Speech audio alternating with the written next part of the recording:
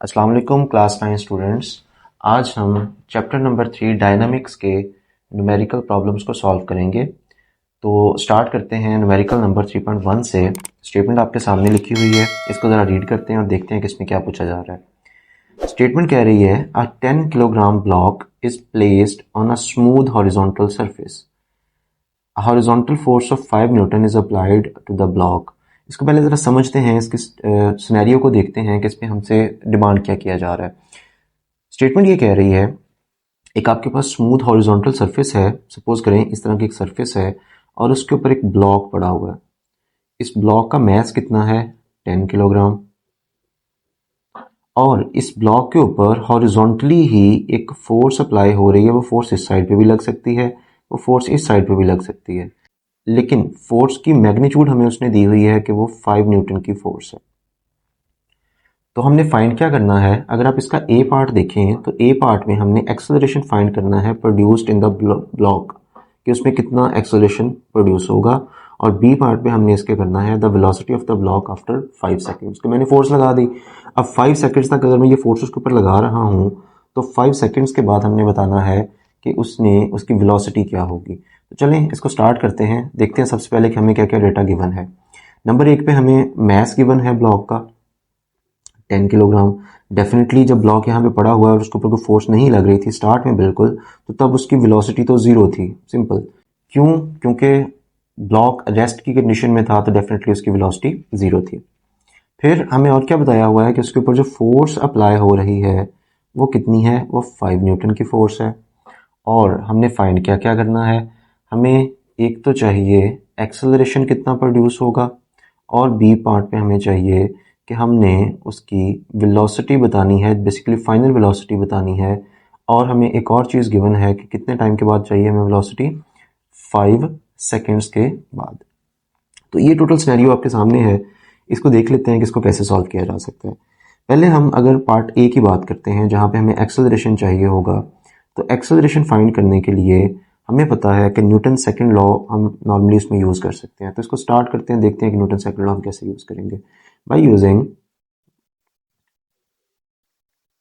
F is equals to M A. मुझे force का पता है 5 न्यूटन है, मुझे मास का भी पता है 10 किलोग्राम है, और मैं यहाँ से इजीली एक्सेलरेशन कैलकुलेट कर सकता हूँ। तो 10 इधर आके डिवाइड हो जाएगा 5/10, और हमारे पास एक्सेलरेशन की वैल्यू आएगी 0.5 मीटर पर सेकेंड स्क्वायर। तो हमने बहुत सिंपल से एक मेथड से एक्सेलरेशन तो कैलकुलेट कर लिया। अब चलते हैं इसके बी पार्ट पे, कि बी पार्ट पे हमें एक्सेलरेशन के अलावा भी तो कुछ चाहिए था। हमें क्या चाहिए था, हमें इसकी फाइनल वेलोसिटी चाहिए थी, और उसके लिए उसने हमें टाइम भी दे दिया कि कितने टाइम के बाद की बात हो रही है। इस पर आपने ज़्यादा कंफ्यूज नहीं होना, बहुत सिंपल सा एक फार्मूला इसमें लगेगा। आपने एक्सेलरेशन की जब डेफिनेशन पढ़ी होगी तो आपने देखा होगा कि एक्सेलरेशन क्या होता है, time rate of change of velocity, delta we over delta T. तो हम इसी को यूज़ करेंगे, सिंपल सी जो एक्सेलरेशन की डेफिनेशन है उसी के अकॉर्डिंग हम इसको यूज़ करने जा रहे हैं। तो मेरे पास एक्सेलरेशन आ जाएगा V F minus V I divided by T. जिस वैल्यूज़ पुट कर देते हैं इसके अंदर, क्योंकि वैल्यूज़ तो सारी हमारे पास हैं। एक्सेलरेशन हमारे पास नहीं था, जो हमने ए पार्ट में कैलकुलेट किया वो है 0.5 मीटर पर सेकेंड स्क्वायर, तो वो मैं यहाँ पे पुट कर देता हूँ। वी एफ हमने कैलकुलेट करना है, वी आई 0 था, और इसी तरह से टाइम हमें उसने बताया हुआ है कि कितना है 5 सेकेंड है। तो हम इसको यहाँ पे डिवाइड कर देते हैं। तो ये हमारे पास आ जाएगा 0.5 is equals to V F में से 0 माइनस करूँगा तो डेफिनेटली वी एफ ही रह जाएगा, और डिवीजन में 5 है। अगर ये इधर डिवाइड हो रहा है 5 तो डेफिनेटली दूसरी साइड पे जाके इक्वल के ये मल्टीप्लाई हो जाएगा। तो कर देते हैं इसको मल्टीप्लाई। 0.5 के साथ अगर मैं 5 को मल्टीप्लाई करूँ तो हमारे पास जो फाइनल वेलोसिटी बनेगी इसकी, जो हमें चाहिए इस पार्ट में, वो हमारे पास आ जाएगी 2.5, और वेलोसिटी है तो उसका यूनिट क्या होगा, मीटर पर सेकेंड। तो ये आपके न्यूमेरिकल नंबर 3.1 के बी पार्ट का आंसर आ गया। न्यूमेरिकल नंबर 3.2 की स्टेटमेंट आपके सामने है। इसमें क्या कहा जा रहा है, the mass of a person is 80 kilogram. तो डेफिनेटली हम लिख लेंगे कि उसका मास कितना है 80 kilogram. What will be its weight on earth. हमें क्या चाहिए, हमें उसका वेट चाहिए कहाँ पर, अर्थ पर। तो मैं यहाँ पे छोटा सा एक ई लिख लेता हूँ, ठीक है, ताकि मुझे पता चल जाए कि ये उसका वेट है अर्थ पे। आप यहाँ पे इसको लिख भी सकते हैं वेट ऑन अर्थ। ठीक है, ताकि आपको भी याद रहे और एग्जामिनर को भी पता चले कि आपने ये क्या लिखा हुआ है। तो ये हमने फाइंड करना है। इसी तरह से हमें बी पार्ट में उसके क्या चाहिए, what will be his weight on moon. हमें इसी तरह से हमें उसका वेट फाइंड करना है ऑन मून। तो वेट को हम W से जाहिर करते हैं और नीचे छोटा सा एक W लिख देते हैं सबस्क्रिप्ट के अंदर, ताकि हमें आइडिया हो कि हम किसकी बात कर रहे हैं, मून की बात कर रहे हैं। तो सिंपल सा ये क्वेश्चन है। और उसके बाद हमें एक और उसने डेटा दिया हुआ है, the value of the acceleration is due to gravity of moon is 1.6 metre per second square. कि हमें ग्रेविटेशनल एक्सेलरेशन की वैल्यू भी गिवन है। किसकी ग्रेविटेशनल एक्सेलरेशन की? डेफिनेटली मून के ग्रेविटेशनल एक्सेलरेशन की। तो GM हमारे पास कितना है? 1.6 मीटर पर सेकेंड स्क्वायर। ये वैल्यू चाहे आपको ना भी दी होती, मैं रिकमेंड करूंगा कि आप सबको ये जुबानी याद होनी चाहिए कि मून के ऊपर, चांद के ऊपर ग्रेविटेशनल एक्सेलरेशन की क्या वैल्यू होती है। वो सिंपल सी है, 1.6 मीटर पर सेकेंड स्क्वायर। और I'm 100% श्योर कि आपको अर्थ के ऊपर ग्रेविटेशनल एक्सेलरेशन की वैल्यू तो पता ही होगी। तो GE हमारे पास कितना होता है? 10 मीटर पर सेकेंड स्क्वायर। वैसे तो 9.8 होती है, लेकिन उसको राउंड ऑफ करके आपकी बुक में उसने 10 लिखा है, तो हम उसको 10 के साथ ही लेके चलेंगे। ठीक है, तो ये टोटल सिनेरियो आपके पास, मैथ्स हमें गिवन है, हमने वेट मालूम करना है, एक तो अर्थ के ऊपर और दूसरा मून के ऊपर, और हमें उनके ग्रेविटेशनल एक्सेलरेशन की वैल्यू भी गिवन है। तो स्टार्ट करते हैं। इसका ए पार्ट जो हमारा बन रहा है, जिसमें हमने क्या करना है, हमने ग्रेविटेशनल एक्सेलरेशन कौन सा यूज़ करना है? अर्थ वाला, क्योंकि हम कहाँ पे वेट उसका फाइंड कर रहे हैं? अर्थ के ऊपर। तो WE हमारे पास आ जाएगा। W का सिंपल फार्मूला क्या था? W is equals to mg। तो हम इसी फार्मूला को दोनों पार्ट्स के लिए यूज़ करेंगे, लेकिन थोड़ा सा चेंज कहाँ पे आएगा कि अगर हम अर्थ की बात कर रहे हैं तो यहाँ पर mge आ जाएगा। अर्थ के लिए जो ग्रेविटेशनल एक्सेलरेशन है वो आ जाएगा। तो जस्ट वैल्यूज पुट करनी है और आपके पास आंसर आ जाएगा। हमारे पास WE कितना आएगा? मैस हमारे पास है 80, ग्रेविटेशनल एक्सेलरेशन ऑन अर्थ कितना होता है? 10। तो उसको वैल्यू पुट कर देते हैं, और अगर मैं 80 को 10 से मल्टीप्लाई करूं तो आंसर आएगा 800 न्यूटन। क्या आंसर आएगा? न्यूटन। बहुत सारे बच्चे इसमें मिस्टेक करते हैं कि वो यहाँ पर यूनिट में लिखेंगे, वो किलोग्राम लिखेंगे, लेकिन आपने ये मिस्टेक नहीं करनी। आपने यहाँ पर जो एक यूनिट इसका आएगा वो न्यूटन आएगा, क्योंकि आपको पता है कि वेट इटसेल्फ एक फोर्स होती है जो ग्रेविटी की वजह से किसी भी बॉडी के ऊपर लगती है जिसका मैस हो।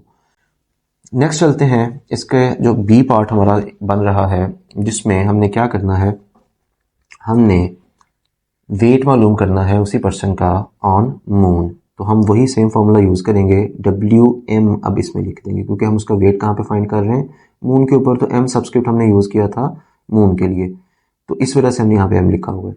WM किसके इक्वल होगा? mg, और यहाँ पर भी मैं M लिख दूंगा, क्योंकि हम यहाँ पर कौन सा ग्रेविटेशनल एक्सेलरेशन लिखेंगे? डेफिनेटली जो मून के ऊपर है। तो हमारे पास WM आ गया। मैस तो 80 ही है, और ग्रेविटेशनल एक्सेलरेशन ऑन मून कितना है जो आपको उसमें स्टेटमेंट में दिया है। अगर ना भी दिया हो तो आपको वो आना चाहिए, वो 1.6 मीटर पर सेकंड स्क्वायर होता है। सो हम यहाँ से इसको कैलकुलेट करके क्या कर सकते हैं? वेट मालूम कर सकते हैं मून के ऊपर। तो करते हैं जी, 80 मल्टीप्लाई बाय 1.6, इसका आंसर आया हमारे पास 128। तो ये आ गया 128 न्यूटन। अगेन यूनिट में मिस्टेक नहीं करनी, किलोग्राम नहीं है, किलोग्राम मैस का यूनिट होता है और वेट का यूनिट न्यूटन होता है, जो फोर्स का बेसिकली होगा। तो इस तरह से हमने न्यूमेरिकल नंबर 3.2 के पार्ट ए और बी दोनों सॉल्व कर लिए। नेक्स्ट चलते हैं न्यूमेरिकल नंबर 3.3 के ऊपर। न्यूमेरिकल नंबर 3.3 की स्टेटमेंट आपके सामने है, इसको ज़रा रीड करते हैं। उसने लिखा है व्हाट फोर्स इज़ रिक्वायर्ड। तो डेफिनेटली हमें फर्स्ट लाइन में उसने बता दिया कि हमें क्या चाहिए, हमें फोर्स चाहिए। To increase the velocity of 800 kilogram car, हमें उस कार का मैस भी बता दिया, 800 किलोग्राम की कार है।